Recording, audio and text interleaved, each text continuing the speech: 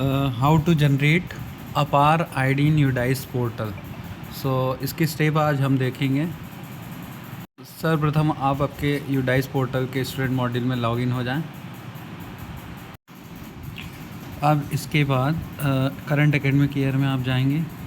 जो अपार ID creation है ये केवल कक्षा 9 से लेकर के 12th तक के स्टूडेंट्स के लिए है, मतलब 9, 9th, 10th, 11th A, 11th B, 12th A, 12th B के लिए। तो अब चेक कर ले डैशबोर्ड पे आपकी क्लास के सभी बच्चों का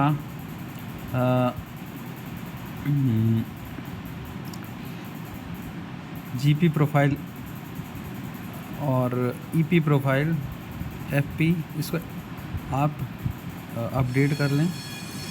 तो अब अपार आईडी कैसे क्रिएट करते हैं उसके लिए मैं बता रहा हूँ। जैसे हम जाते हैं अपार मॉड्यूल, यहाँ पे ध्यान से देखिए, अपार मॉड्यूल दिखेगा आपको यहाँ पे सबसे ऊपर। इस अपार मॉड्यूल पे क्लिक करेंगे।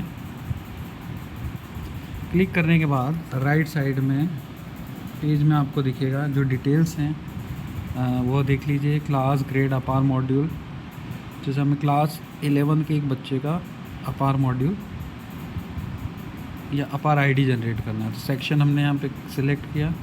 सिलेक्ट करने के बाद गो कीजिए। गो करने के बाद पूरी लिस्ट आ जाएगी स्कूल के जो भी स्टूडेंट क्लास 11th A में हैं।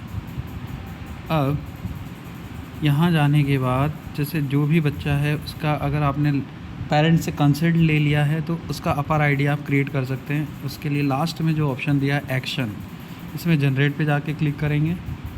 जनरेट में क्लिक करने के बाद आपको कंसेंट जो लेटर का फॉर्मेट दिया गया था उसी के बेसिस पे आपको डिटेल देना है। जैसे अलीशन दामोर, इसकी डिटेल देख लीजिए आप।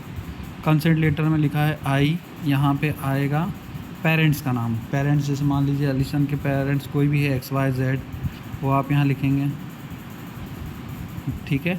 उसके बाद वो क्या है, फादर मदर या जो भी हैं, तो जो फादर है फादर सेलेक्ट किया।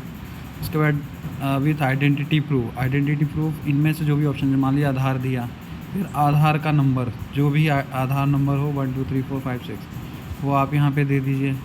देने के बाद नीचे प्लेस ऑफ फिज़िकल कंसेंट, तो आप यहाँ पे प्लेस झाबुआ लिख सकते हैं।